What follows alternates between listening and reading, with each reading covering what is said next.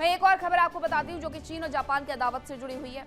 चीन की जापान के खिलाफ कार्रवाई देखने को मिली है। चीन के कोस्ट गार्ड के 2 जहाजों की कार्रवाई देखने को मिली है। चीन ने जापान के खिलाफ ये बड़ी कार्रवाई की है। कोस्ट गार्ड के 2 जहाजों पर कार्रवाई की गई और ये कार्रवाई सेनकाकू द्वीप के करीब घुसपैठ की खबर के साथ आई है। जापानी मछुआरों को इलाका छोड़ने पर मजबूर करने का दावा किया गया और यही जापान बार बार कह रहा था कि चीन हमारे सेनकाकू द्वीप पर कभी भी हमला कर सकता है और वहां पर कभी भी अपना दावा कर सकता है। अब यही बताया जा रहा है कि जापानी मछुआरों को इलाका छोड़ने के लिए मजबूर किया जा रहा है। चीन के कोस्ट गार्ड के 2 जहाजों पर कार्रवाई कर दी गई है। सेनकाकू द्वीप के करीब घुसपैठ की खबरें आई हैं। तो ये सिर्फ शुरुआत है। जापान ने जिस तरीके से ताइवान के लिए अपना सपोर्ट दिखाया, उसी के साथ साथ चीन ने जापान की मुश्किलों को बढ़ाना शुरू कर दिया। चीन को इस बात से भी दिक्कत है कि जापान की तरफ से आखिरकार क्यों इतने बड़े स्तर पर हथियारों को इकट्ठा किया जा रहा है। मैं एक और खबर आपको बताती हूँ। चीन की एआई इंडस्ट्री से जुड़ी हुई ये बड़ी खबर है। एआई एक्सपर्ट्स की विदेश यात्रा पर सख्ती की खबरें आ रही है। यात्रा से पहले सरकार की मंजूरी लेनी जरूरी होगी। संवेदनशील तकनीक के देश से बाहर जाने की आशंका है और साथ ही वैज्ञानिक भी बाहर चले जाएंगे, इस बात की आशंका को देखते हुए एआई एक्सपर्ट्स की विदेश यात्रा पर सख्ती रखी जा रही है।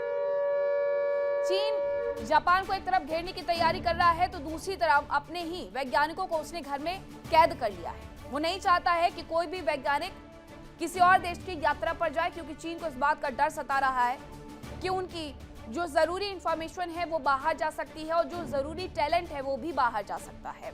इस वजह से उसने लोगों को घरों में कैद करना शुरू कर दिया है। सरकार से विदेश यात्रा के बारे में जानकारी साझा करनी होगी और परमिशन भी लेनी होगी। सरकार चाहेगी तो जाएंगे, नहीं चाहेगी तो नहीं जाएंगे। यानी सिर्फ और सिर्फ चीन के लिए दिन रात काम करना होगा। और ये तानाशाही है जो कि चीन कर रहा है अपने ही लोगों पर। जापान के साथ तो वो उलझा हुआ नजर आ ही रहा है। चीन को चाहिए कि दक्षिण एशिया में सिर्फ और सिर्फ वही एक सुपर पावर बने, बाकी जापान से लेकर के तमाम देश दरकिनार कर दिए जाए। उसे इस बात से दिक्कत है कि जापान अपने यहाँ पर हथियारों को इतनी ज्यादा तरजीह क्यों दे रहा है, वो आगे क्यों बढ़ रहा है, अपना रक्षा बजट क्यों बढ़ा रहा है। दूसरी तरफ उसे इस बात से भी तकलीफ है कि एआई से जुड़ा हुआ जो भी इंफॉर्मेशन है वो कहीं बाहर ना चला जाए। उसका जो टैलेंट है वैज्ञानिकों का, वो वैज्ञानिक कहीं देश छोड़ करके बाहर ना चले जाए। यानी उन्हें सिर्फ और सिर्फ चीन के लिए काम करना होगा। चीन लगातार सुपर पावर बनने की ओर बढ़ रहा है। वो सैन्य ताकत के लिए अपने आप को मजबूत बना रहा है। उसकी सियासी पकड़ भी अच्छी है। वो ये भी जानता है कि आने वाला समय एआई का है।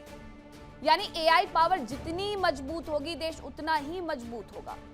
माना यह जा रहा है कि इसी मंशा के चलते चीन ने अपने एक्सपर्ट्स पर ये बड़ा पहरा बैठा दिया है। देखिए इंडिया डेली 24/7 अब आपकी स्मार्ट टीवी पर।